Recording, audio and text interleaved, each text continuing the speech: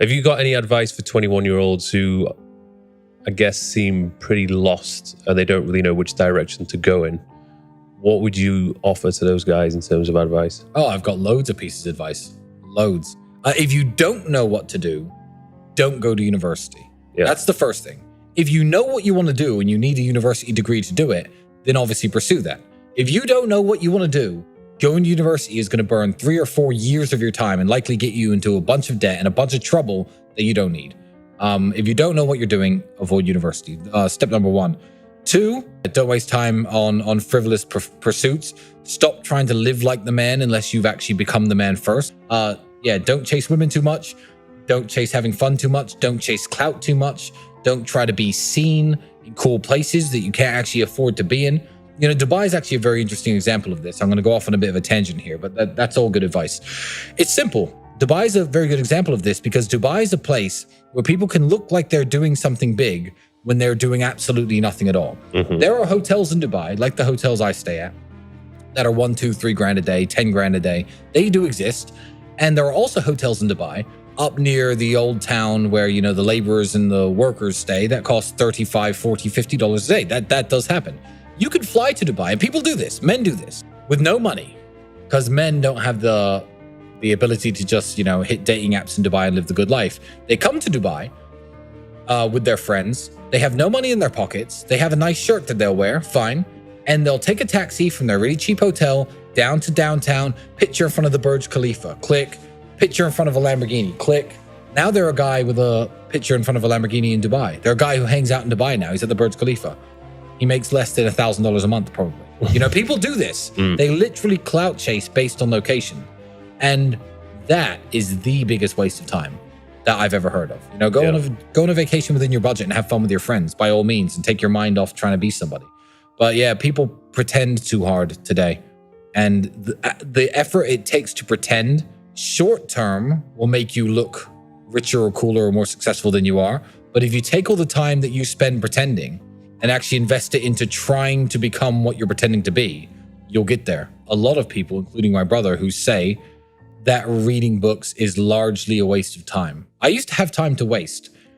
Books are entertainment. People read and they think that reading is going to make them rich or make them successful.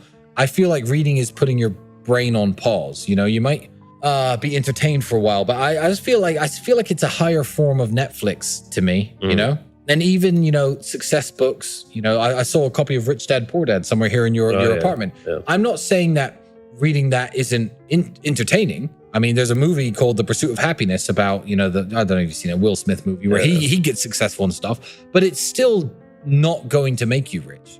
You were already who you were before you bought that book. I know that book isn't that old. But if you're young and you're broke and you don't have anything in life, I don't feel like these success-based, what I would call success porn books, these, you know, alter your mindset, alter your life kind of books are going to benefit you massively. I've read loads of books, but I read for entertainment. And then again, people think reading makes you smarter. I agree. And then they think smarter makes you richer. And I disagree. So again, some of the smartest people in the world are flat broke, working in some university somewhere, explaining, you know, physics theories to a bunch of kids who've paid their tuition fees. Some of them, and they're broke. So no, smart doesn't necessarily equal rich. So don't think reading equals smart, smart equals rich. I would avoid books, actually, if I was trying to make something of myself and trying to make money. I would avoid books besides maybe half an hour before going to sleep. So I ran a business with my brother that failed before I was 21 years old. That qualified me more to run a successful business than anyone who from age 18 to 23 studied business at university for 5 years and got a master's in business.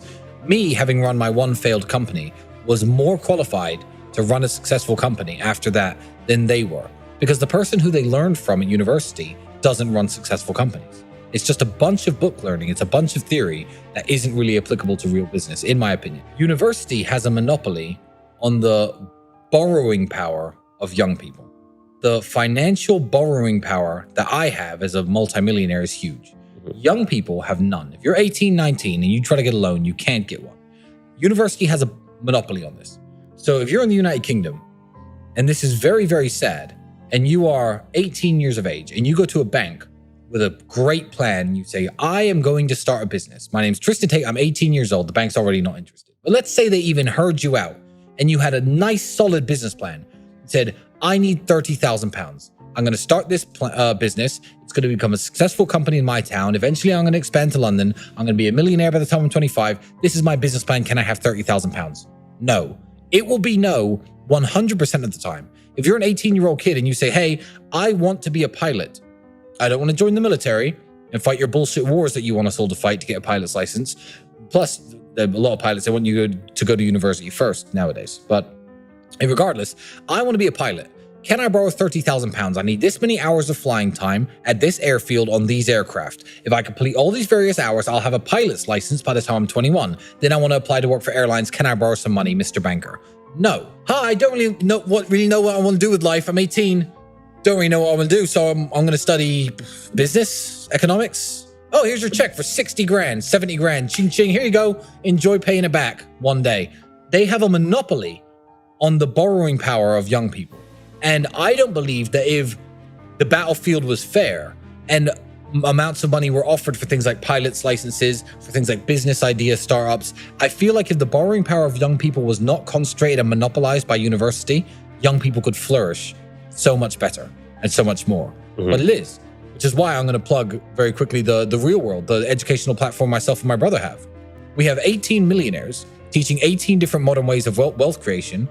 And the subscribe, it's $149 a month to join, but $49 a month after that to stay inside.